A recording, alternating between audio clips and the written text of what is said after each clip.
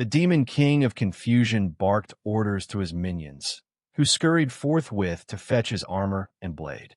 He donned his dark iron plate, seized his massive sword, and strode out of the cave at the head of his demon horde, bellowing across the clearing, demanding to know which creature among them dared to call himself the master of the Water Curtain Cave.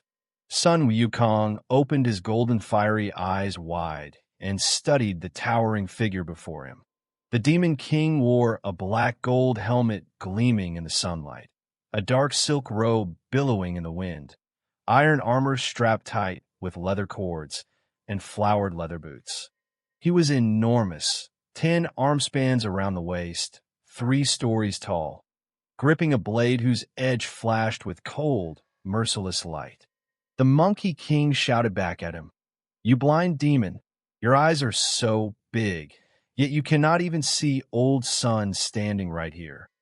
The Demon King looked down and laughed mockingly. "You are not even 4 feet tall, barely 30 years of age, and you carry no weapon. What kind of fool dares such reckless arrogance, marching up here to challenge me?"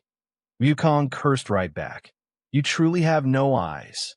You think I'm small? Growing big is no great feat. You think I carry no weapon? These 2 hands of mine could pluck the moon from the sky. Do not tremble, just taste one punch from old Sun." With a powerful spring of his legs, he leapt straight up and struck the demon square in the face. The Demon King caught the blow with his hand and sneered. "You are a puny midget and I am a giant. If I use my blade on you, the world will laugh at me for killing such a runt. Let me set down my sword and beat you senseless with bare fists instead." Wukong grinned. "Fair enough. Come on then, brave man, come and get it." The Demon King dropped his stance and swung. Wukong dove in close, crashing against him, meeting blow for blow. The 2 of them traded punches and kicks, slamming together and reeling apart. But the Demon King's long-arm swings were wide and wasteful, while Wukong's compact strikes were solid and devastating. The monkey hammered short punches into the demon's ribs and twisted his joints until the giant howled.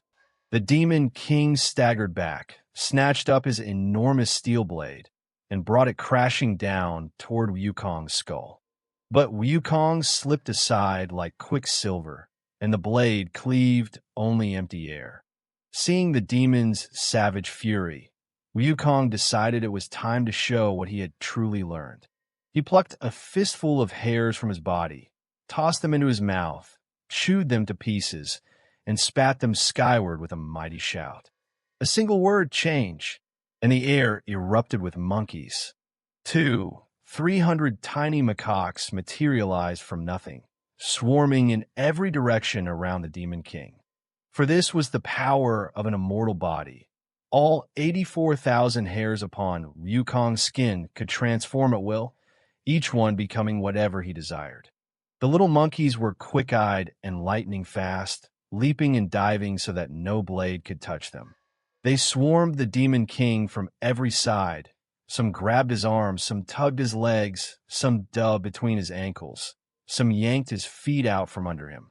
They plucked out his fur, clawed at his eyes, twisted his nose, pummeled and pummeled until the mighty king was reduced to a helpless, tumbling wreck, spun round and round like a top by the relentless assault of the tiny horde. Wukong calmly walked over and seized the Demon King's fallen blade. He scattered the little monkeys with a wave, raised the great steel sword high, and brought it thundering down upon the crown of the Demon King's head. One clean, devastating stroke that split the tyrant cleanly in 2. The battle was finished. The terror of that dark cave was ended at last. Wukong led his tiny army charging into the cave, and together they slaughtered every last demon inside, leaving not one alive. Then he shook his body and called his hares back home, but a few dozen small monkeys remained, unable to return. These were not his hares at all, but the monkeys the Demon King had kidnapped from the Water Curtain Cave long ago, prisoners finally set free. Wukong asked them, "How did you come to be here?" Some 30 or 50 of them answered through tears, After you left to seek immortality, this demon tormented us for 2 years and dragged us all here. Even our stone bowls and stone basins. He stole them from our home. Wukong said, "If these are our things, then carry them all out. We leave nothing behind."